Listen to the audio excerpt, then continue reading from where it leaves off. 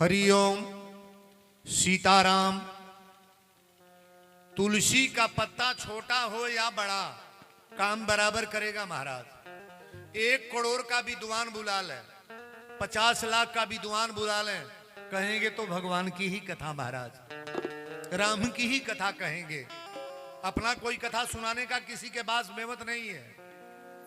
अपना कथा क्या कोई सुनाएगा महाराज जब अपने सुधार नहीं हुआ। व्यक्ति जब अपना सुधार नहीं किया तो आपको कथा क्या सुनाएगा कोई। हम बार बार निवेदन कहते हैं, इस व्यास गद्दी पर बैठने के बाद पहले अपना सुधार किया जाए। जेही गावे यह चरित्र संहारे, मानस की चौपाई में बोल रहा हूं, जेही गावे यह चरित्र संहारे अते ही यह ताल चतुर रखवारे। पहले अपने चरित्र को सुधार लिया जाए, अपना आचरण सुधार लिया जाए, तब आपका सुधार कर पाएंगे महाराज। जब अपने सुधार नहीं हो पाया तो आपको सुधार हम कैसे कर पाएंगे। हर विद्वानों को ऐसा चाहिए। आज वीरेंद्र बाबा जो बोलने जा रहे हैं ना, हमारा कोई बड़ा दूर देश घर नहीं है, बड़ा विदेश के रहने वाले नहीं। आपके वहां से आधे घंटे का रास्ता मेरे घर का है और मेरे घर का बायोडाटा लगभग नौतन हथियागढ़, कोई घर नहीं है, गांव नहीं है, लोग न मुझे ना जानते हो। यादव परिवार हो चाहे नरहा के जितने लोग हैं, जितने लोग हैं, इनरहा, फुलहरा, बलुही, सांजहापुर, मुड़ेरा, हथियागढ़, नौतन, भीसमा, ये सहोदर पट्टी। अब इस इलाका में कहा जाए कि वीरेंद्र बाबा आपको मैं नहीं जानता हूं, तो महाराज ये तो बात गलत हो गई ना। हेते साहगावन का पता ही बा, उसे भोग नहीं लागी हो परी। आइयो बतावा, तुलसी के पत्ता हगरी सगरी चीज में डाल के भोग लाग सकेला परी। सबके घर जो रसोई बनता मैं तुलसी पड़ी हो, हाँ पड़ी। हमारे तो बुझाता है एकादे घर हो जौने घर में लहसुन प्याज ना पड़त हो। हथियागढ़ में घर घर पड़ता कि ना नहीं पड़ता। खूब डारा लोगन अपन छौका बघारा का करेंगे। हम खाइल मना ना कर, लेकिन लहसुन प्याज डालने वाले रसोई में कभी तुलसी का पत्ता नहीं पड़ेगा जी ना, तुलसी पात्र नहीं पड़ेगा। उसको भंडारा नहीं कहोगे, आप प्रसाद नहीं कहोगे। ओके लोग कह जा रहे खाना हो गल बा, कोई खा ले, खाना हो गल बा। और रसोई तो किसी घर बनता है महाराज, जहां तुलसी का पात्र डाल करके 2 आदमी का रसोई बना है ना, तो 5 आदमी भोजन करेंगे। 2 आदमी का रसोई बना है तो 5 आदमी भोजन करेंगे। हम लोग बीमार काहे रहते हैं, आज इस पर हम कुछ बात बोलेंगे। लोग क्यों बीमार रहते हैं, आखिर हम लोग में कोई कमी है कि नहीं है। बहुत लोग कह रहे बाबा सजी तबा हमारे घर भर बीमार है बा, लइको बीमार बा, बेटो बीमार बा, हमऊ बीमार बानी, हमरो करिया धइले बा, ठेहुन धइले बा, तो धोरी नहीं तो धोरी के कर। अब अपने ईमानदारी से आप सोचना कि क्या आप अच्छा कर रहे हो। अच्छा कोई काम बताओ जो अच्छा करते हो आप। अच्छा करने वाला व्यक्ति कैसे गड़बड़ रहेगा महाराज। तो एकदम कांटा करके आज शब्द जो बोलने जा रहे हैं ना, इसे सुनने का प्रयास करना। इसके पहले एक भजन का फरमाइश आया है। इस लीला मंडल के कई कलाकार लोग हैं जिनका फरमाइश है इस भजन को सुना दें आप। बड़ी पुरानी भजन है और इस भजन को आप 2 लाइन हम सुना दें। बाबा लिखे हैं कि कबीरा जब पैदा हुए, हमारे जलोटा जी ने इस शब्द को बोला है। कबीरा जब पैदा हुए तो जग हंसे हम रोए। जैया हमनी का पैदा होखल जाला ना, तैया रोते पैदा होखल जाला, नहीं रोल जाला। हमनी के चिल्लाते पैदा होखल जाला, और जहिया धरती पर गिरल जाला तैया घर भर हंसेला। कहे दादा हमारा बेटा हो गल, बेटा हो गल, बेटा बेटी पर नहीं केहू हंसला, केहू हंसेला। प्रजापति के जहिया जन्म भूल तैया केहू हंसल नहीं हो। बड़ी आपका सर्जनक बात है ना जी। लड़की के पैदाइशी में केहू हंसेला। आज वीरेंद्र बाबा बार बार कह रहे बेटों से अच्छी बेटियां हैं, बेटों से अच्छी बेटियां हैं। बेटी जो अपना माई बाप के कदी को वो पतो ही करी ना, धधाइल बा गराइल बा बुझते बा कि बाबा कौन लाइन चलता हमारा हथियागढ़ में। कथा तो हमारी है बा जो समाज सुधर जाए महाराज। कुछ भी बोल दें अगर प्रयोग कर लोगे, इसी का नाम कथा है। अगर मेरी बात समझ में ना आए तो मेरा बोलना भी बेकार है कि वीरेंद्र बाबा क्या बोल गए। हम ही बताओ तरली हाँ, जहिया पैदा होखल जला तहिया घर भर हंसेला, हमनी के जे पैदा होला उ रोवेला। लेकिन ऐसा काम कह के मरे चाही कि मुअले के बाद गांव भर रोवे और तू हंसत चल जा। ऐसा कम लोग मिलेला महाराज, जेकरी मुअले के बाद पूरा गांव रोवा था अब फलानवा तो मर के गई। हमसे कई जने प्रश्न कहे कि वीरेंद्र बाबा एक बात बताई ना, कैसे बुझाई केकर नरक भइल केकर स्वर्ग। हथियागढ़ नौतन के लोग कान फोड़ के सुनी आपन कान हमरा और खोल ले। यही गांव के कोनो आदमी मरल और लोग लेके चलने की राम नाम सत्य है, तो जोने आदमी के नाम पर पूरा गांव रोवाता, पूरा गांव दहशत मच गई।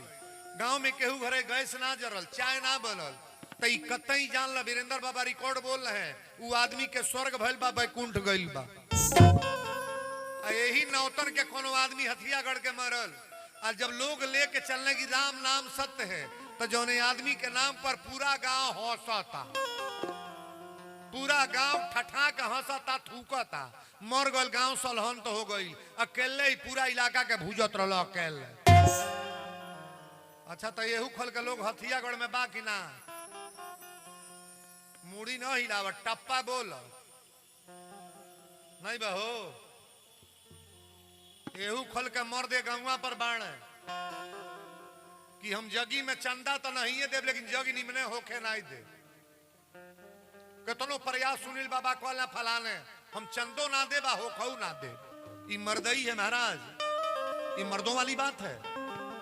अरे आप चंदा मत दो ठीक है, लेकिन आप ऐसा बगावत ना करो कि भगवान की जग में कोई ऐसा डाल दो प्रकाश की लोग लिदर छिदर हो जाए। महाराज बिगाड़ने का चक्कर में मत रहो।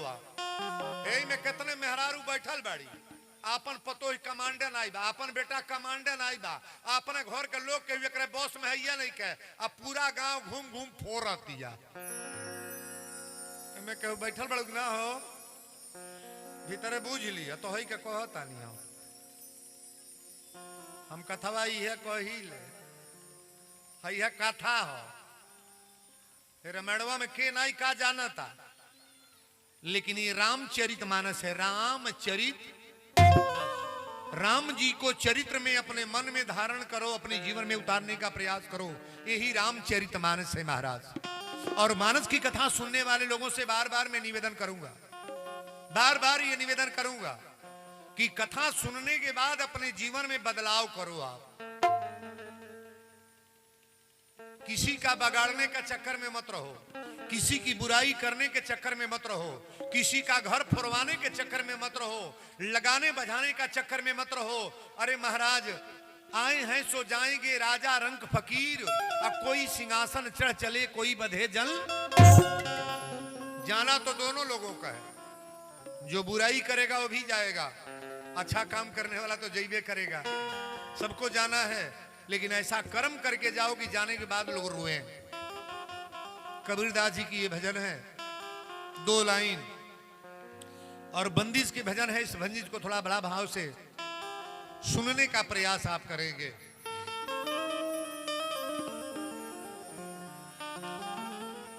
भैली पुराण हो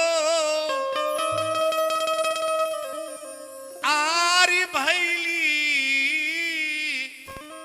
पुराण हो, अब का रंगईबो चुनरी भैली पुराण।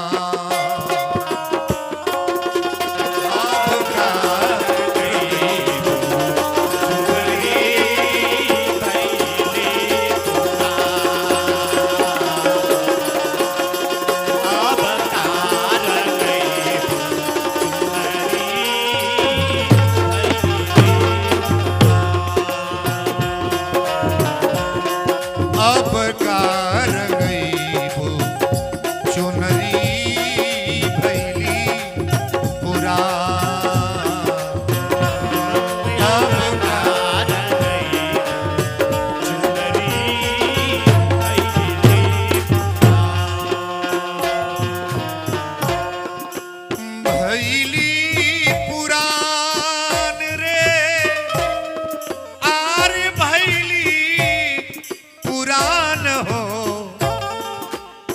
भैली पुरान रे आर भैली पुरान हो अब का रंगईबो चुंदरी भैली पुरान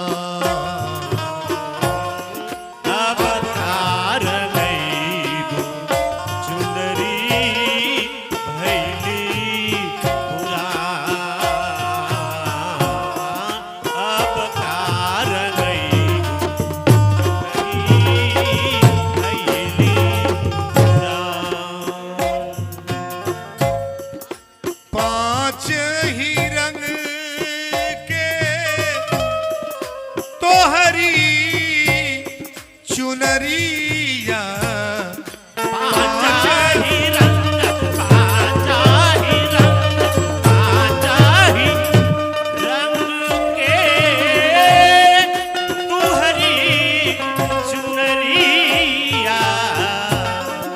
धोबिया धोवेले आठो जा धोबिया धोवेले आठो याम रे अब का रंगईबो चुंदरी भैली पुरान अब का रंगईबो चुंदरी भैली पुरान अब का रंगईबो चुंदरी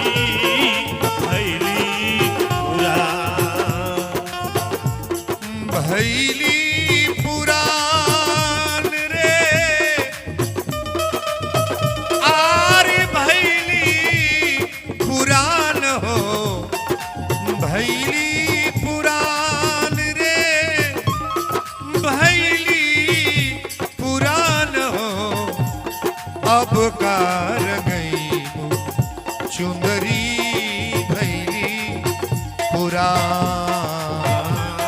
अब का रंगईबो चुंदरी भैली पुरान अब का रंगईबो चुंदरी भैली पुरान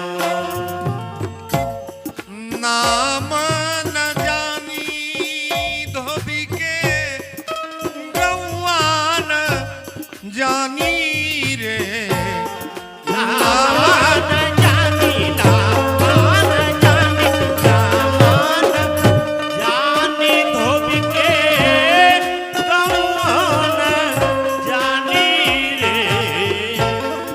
कौन देसे धोबिया के ठाव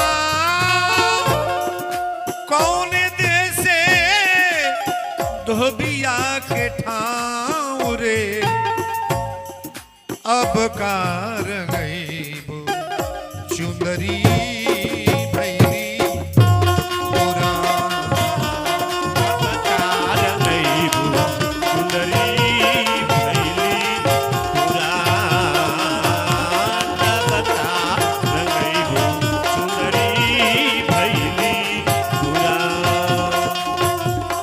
कहत कबीर